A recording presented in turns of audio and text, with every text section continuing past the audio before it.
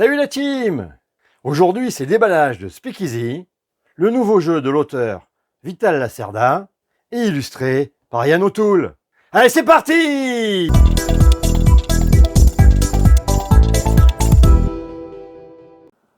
Ouverture de la boîte. Les règles du jeu, Speakeasy va nous faire vivre la prohibition durant les années folles. Beaucoup de règles, c'est normal, c'est un Lacerda, mais c'est très bien expliqué. Il y a même un insert pour tout, bien sûr, rangé comme il faut. Des règles solo, avec un rappel de qui était Lucky Luciano. Le pack d'amélioration, dit upgrade, avec des tuiles. Ensuite, un plateau sur lequel on mettra les tuiles malfrats du jeu. Bien sûr, des aides de jeu pour 4 personnes, avec le tour de jeu complet, les différentes actions possibles, les symboles et les cartes. Ensuite, les plateaux factions, où on va pouvoir gérer sa production d'alcool, le transport par les camions, le nombre de malfrats dans son équipe, etc. Et à noter, on va pouvoir glisser des cartes ici. Et mettre également une tuile du mafieux allié. Il y a donc 4 plateaux, puisqu'on peut jouer jusqu'à 4. Ensuite, on va trouver tous les punchboards, les jetons villes à placer dans les quartiers, les différents mafiosi neutres. En effet, le jeu va jouer contre nous. Encore un autre punchboard. Ici, l'argent. C'est important, puisqu'on doit dépenser notre argent pour faire de nombreuses actions et pour s'enrichir. Le but du jeu étant d'avoir le plus d'argent à la fin.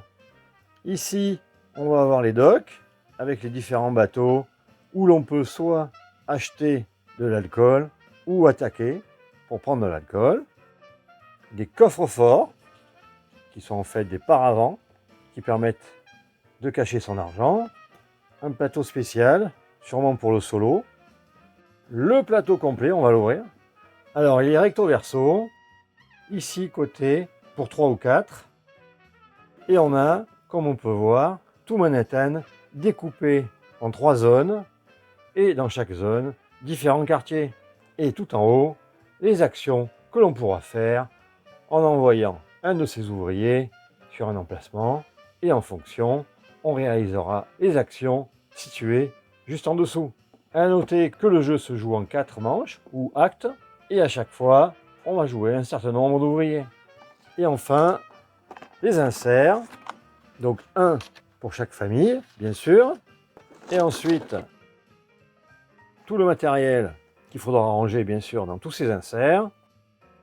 Alors ici, les différents bâtiments que l'on peut placer dans Manhattan. Les petits bars clandestins de l'époque, appelés Speakeasy, parce qu'en fait, il fallait parler doucement pour ne pas se faire repérer par la police. En parlant de police, la voici. Et bien sûr, elle va nous gêner pour notre petit trafic. Des tonneaux d'alcool. C'est joli. Comme on peut voir, il y a beaucoup de matos. Ici, des pions. Les fameux bateaux dans les docks. Des livres de compte. On va ouvrir. Voilà, c'est bien ça. Des livres de compte trafiqués. Ensuite, on a toutes les cartes du jeu. On va ouvrir un paquet. Donc, différents types de cartes que l'on pourra jouer ici, peut-être pour la version solo. Le deuxième paquet de cartes aussi, avec différentes couleurs. Ici, par exemple, les cartes livraison. Et derrière, les actions possibles. Des cartes à action, mais qui peuvent rapporter des points de victoire à la fin. Comme je l'ai dit, ces cartes se glisseront dans l'emplacement spécifique du plateau famille. On a encore des jetons, encore des cartes, encore des bâtiments, peut-être les distilleries. Ici, tous les pions type ouvrier ou gangster. Voilà. C'est bien fait. Très joli. Les pions casino, donc les voilà. Super.